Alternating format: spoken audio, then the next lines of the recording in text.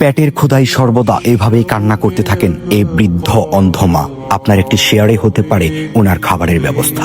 পারলে ওনাকে সহযোগিতা করুন, অন্যথা ভিডিওটা শেয়ার করুন। আমি এমন একজন বৃদ্ধ দাদির বাসায় আসছি, আপনারা যদি দেখেন এই ঘরটা মানুষে করে দিচ্ছে। এই যে উনি একা এভাবেই এই ঘরের ভেতরে পড়ে থাকে, এটা হচ্ছে ওনার ঘরের পরিবেশ। উনি চোখে দেখে না, অন্ধ। ওনার স্বামী সন্তান কোনো কিছুই নেই। উনি বিগত কয়েকদিন যাবৎ অসুস্থ এবং ওনার খাবারের ব্যবস্থাটা দিনে 3 বেলার মধ্যে 1 বেলা যদি কেউ খাবার আইনা দেয়, সে খাবারটা উনি খাইতে পারে। আর কেউ যদি খাবারের ব্যবস্থা করে না দেয়, তখন তার সেই খাবারের ব্যবস্থাটাও হয় না, উনি খাইতে পারে না। ওনারে যদি আপনারা দেখেন, অবশ্যই মায়া লাগার কথা। একজন বৃদ্ধ মানুষ শেষ বয়সে এসে এই একটা পরিবেশে পড়ে আছে।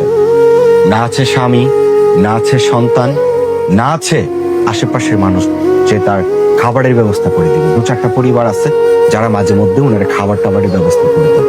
অসুস্থ হয়ে যদি উনি ঘরের ভেতর মরেও যায়, দেখার মতো যেন কেউ নেই। আপনার কি সমস্যা বলেন তো? আমার সমস্যা, আমি অন্ধ মানুষ, আমি চলতে ফিরতে পারি না। আমার খাওয়াইয়া দেওয়াইয়া মানুষ নাই গে, আমার বাপ মা নাই, নাই বলতে নাই কিচ্ছু, কেন বলতে কেন নাই গে। অনেক যদি আপনারা সহযোগিতা করেন তো আমি চলতে পারবো।